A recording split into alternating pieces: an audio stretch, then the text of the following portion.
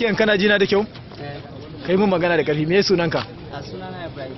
Ibrahim wa? Ahmad. Me kai aka kawo ka nan hedikwatar 'yan sanda? A kidnapping muka yi. Kidnapping? Wa kai wa kidnapping din? Dan uwan mu ne. Dan uwanku ne?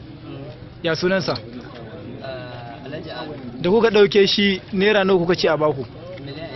Miliyan 20. Miliyan 20? To daga baya an ce kun yi ragi, nawa kuka rage zama? A 100,000. 100,000. Da kuka ɗauke shi ya kuka yi da shi? Kudin? A shi wanda kuka ɗauka kuka sace shi ya kuka yi da shi? Da muka ɗauke shi na ɗauko yaron daga makaranta na ba su shi suka tafi da shi da daidai da sauran. Suke ce min ni yanzu ba zan shiga gidan ba. Ina jin ka.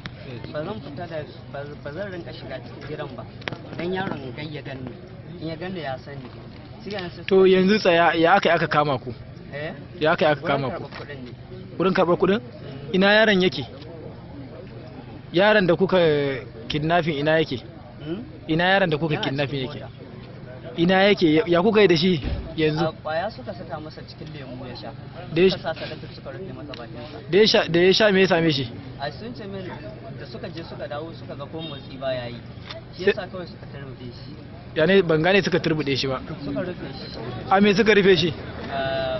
Can bayan kangon. Rami suka birne shi? Yanzu an tono shi?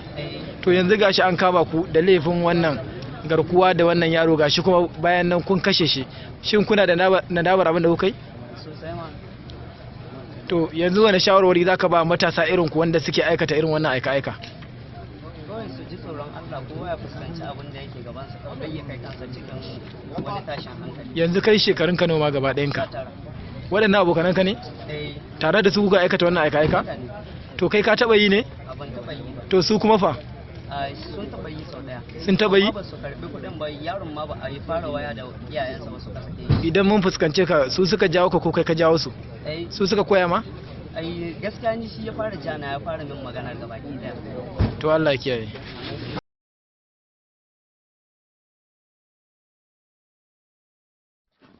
Wannan abun tausayi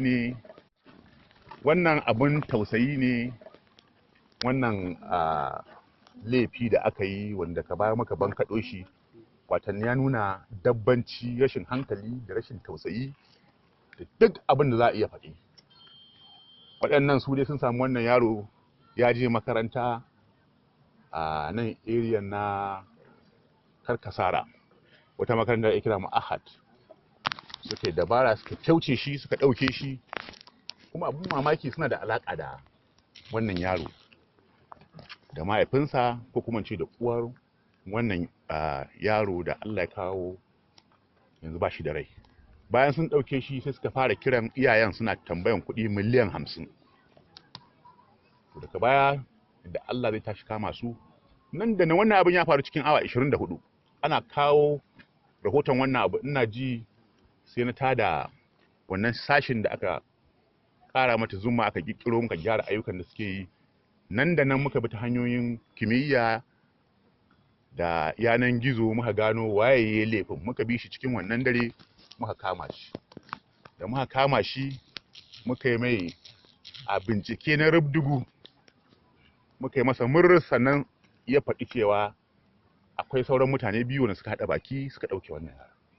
Amma da suka ɗauke shi sun masa allura, sun ba shi wasu ƙwayoyi domin kada asirin su ya tonu. To da suka ga ya mutu shine sai suka dawo suka sa kuɗi 10,000. Mu kuma mutanen mu suka shigan burtu 100,000. Mutanen wanda muka training din su ta wannan hanya muka shigan burtu muka kewaye wannan wuri muka kwantan bauna mun kawo kuɗin. To wurin su fito ne muka yi wuf muka kame su dukansu. Muka kama shi Ibrahim, shi ainihin wanda ya wannan laifi kenan. Daga baya bayan ya sha bincike na kwakwaf an masa rubdugu, sannan sai ya faɗi da shi da sauran abokansa wanda suka yi wannan abin. Daga baya ya gaya mana ga inda aka binne wannan yaro, shine muka biyo wannan bayani muka zo hannun muka samu a ƙwararru waɗanda yake in an samu haka sukan haƙa irin wannan abu mu ciro gawan ma ko lalacewa ba ta yi, wanda yake nuna abin bai daɗe da yi ba. Suka sa sellotape suka rufe bakinsa suka ɗaɗɗaure shi, watan jama'a muna da babban aiki, mu ringa faɗakar da kanmu, kuma a kulliyomin mu ringa lura da me yake faruwa a inda muke shiga da fita da halayen mutum. In kaga halin mutum ya canza ko ka san shi, kai maza ka sanar da hukumar tsaro. Ba mu san abin da zamu yi.